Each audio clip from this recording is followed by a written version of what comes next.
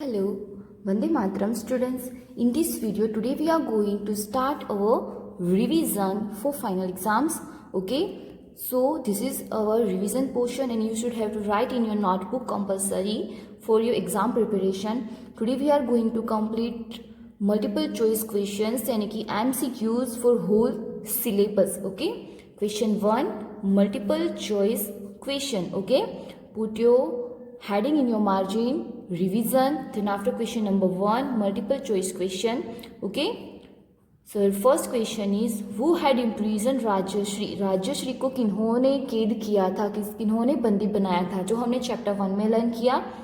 A Devagupta, B Chandragupta and सी विष्णुगुप्त. तो हमारा answer रहेगा ऑप्शन नंबर ए देवगुप्त. आपको भी इसी तरीके से लिखना है क्योंकि एमसीक्यूज है, क्वेश्चन लिखना है, उसके बाद नीचे ऑप्शंस एंड आंसर्स को आपको हाईलाइट करना है. ओके, सेकंड वाला क्वेश्चन है हमारा which king of Chalukya dynasty perform अश्वमेध यज्ञ. चालुक्य डायनेस्टी के कौन से किंग ने अश्वमेध यज्ञ किया था.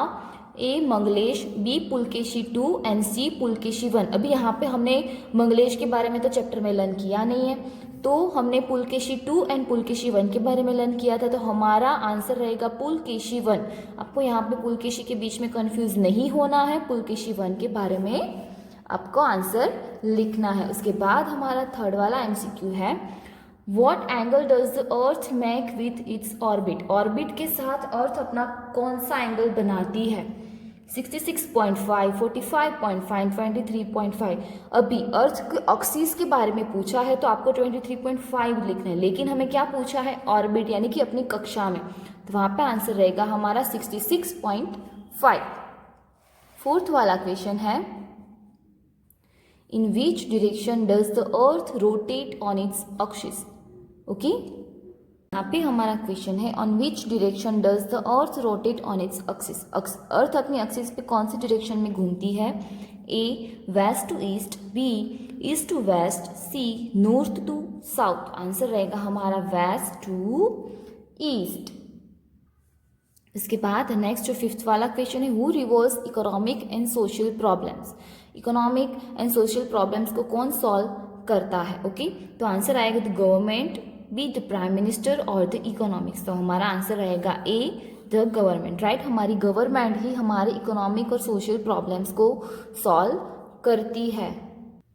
इसके बाद 6 नंबर का क्वेश्चन है हमारा what is the lower house of legislative assembly cold. Legislative assembly का लोअर हाउस किसको बोला जाता है. लेजिस्लेटिव असेंबली, लेजिस्लेटिव काउंसिल और लोअर हाउस ऑफ पार्लियामेंट. तो आंसर रहेगा हमारा लेजिस्लेटिव असेंबली. उसके बाद है ruler of which dynasty had powerful Naval army. Powerful Naval army यानी कि पानी में जो नेवी आर्मी होती है वो किसके पास थी. तो उसके लिए एक ही नाम आपको याद रखना है, राजा राज चोला.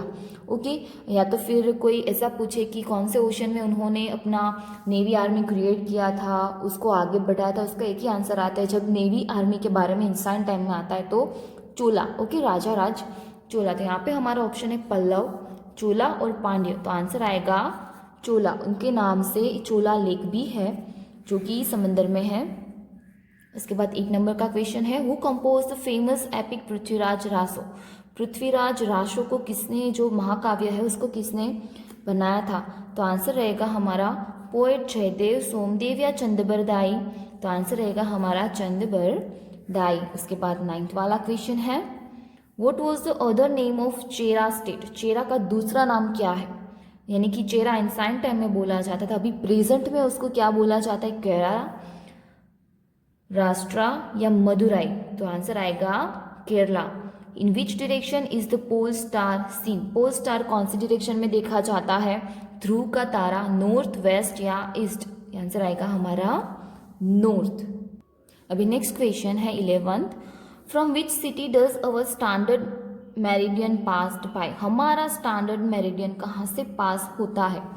हमारा पूछा है यानी कि इंडिया का पूछा है. अगर वर्ल्ड का होता तो ग्रीनविच मेरिडियन, इंग्लैंड के ग्रीनविच में से, लेकिन इंडिया का है तो आंसर आएगा इलाहाबाद. लेकिन ऑप्शन क्या है अमृतसर, इलाहाबाद एंड कोलकाता. अमृतसर और इलाहाबाद में कंफ्यूज नहीं रहना है, आंसर रहेगा हमारा इलाहाबाद. 12th वाला MCQ है, which longitude is called the international date line. International date line कौन से डिग्री लॉन्गिट्यूड को बोला जाता है? 82.5, 180 डिग्री या 360 डिग्री। तो आंसर रहेगा हमारा 180 डिग्री। उसके बाद हमारा नेक्स्ट वाला क्वेश्चन है 13 नंबर, वो अपॉइंटेड और selected Kumar Pal is the king. Kumar Pal को किन्होंने राजा बनाया था? His father, council of minister और द सोल्जर। तो यहाँ पे आएगा काउंसिल ऑफ मिनिस्टर। उसके बाद आगे का हमारा MCQ रह गया है, तो हम पहले वो सॉल्व करते हैं। 13 वाला, वो was the first sultan of slave dynasty of Delhi. Delhi का जो गुलाम वंश के पहले सुल्तान कौन थे? बलबन, कुतुबुद्दीन और इल्तुतमिश। तो आंसर आएगा कुतुबुद्दीन। उनका पूरा नाम है कुतुबुद्दीन ऐबक। 14th वाला ऑलरेडी हमने सॉल्व कर लिया है, तो अभी हम करेंगे 15। Okay, in which direction of Asia is India located. Asia में इंडिया कौन सी डायरेक्शन में आया हुआ है? नॉर्थ, साउथ और वेस्ट। तो इंडिया आया है साउथ में, तो आंसर आएगा हमारा साउथ। 16 वाला क्वेश्चन है, how long is the India sea coast. India का सी कोस्ट कितना लॉन्ग है? 7,517 किलोमीटर, 6,100 किलोमीटर, 6,800 किलोमीटर। तो आंसर रहेगा हमारा 7,517 किलोमीटर। अभी इस बात से आपको लास्ट ईयर का याद आता होगा, गुजरात का सी कोस्ट कितना बड़ा है? 1,600 किलोमीटर, राइट। तो अगर मैं यहाँ पे 1,600 एग्जाम में पूछती हूँ तो आपको वो नहीं लिखना है, ओके। 7,517 किलोमीटर आपको याद रखना है। Indian sea coast in Gujarat का सी कोस्ट 1,600 किलोमीटर्स। अभी यहाँ पे 17th नंबर का क्वेश्चन है, वो was the first Muslim ruler in India. India के फर्स्ट मुस्लिम रूलर कौन थे? अल्ततमश, इल्तुतमिश और कुतुबुद्दीन ऐबक। तो आंसर आएगा हमारा इल्तुतमिश, ओके। इसके बाद 80 नंबर का क्वेश्चन है, who invented Delhi in 1526 CE। 1526 में दिल्ली को किसने इन्वेंटेड किया?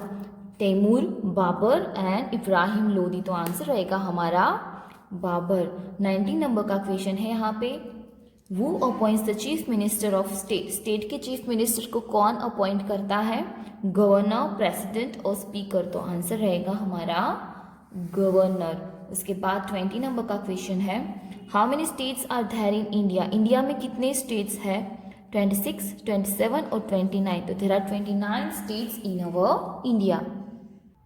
तो यहाँ पे हमारे सारे MCQs फिनिश होते हैं। 20 MCQs है, आपको 20 के 20 ये तीनों इसी तरीके से लिखने हैं और इसको सॉल्व करके इसको याद रखने हैं, ओके, लर्न करना है। तो रिवीजन का हेडिंग डाल के आपको आज से रिवीजन शुरू कर देना है, ओके। वंदे मातरम।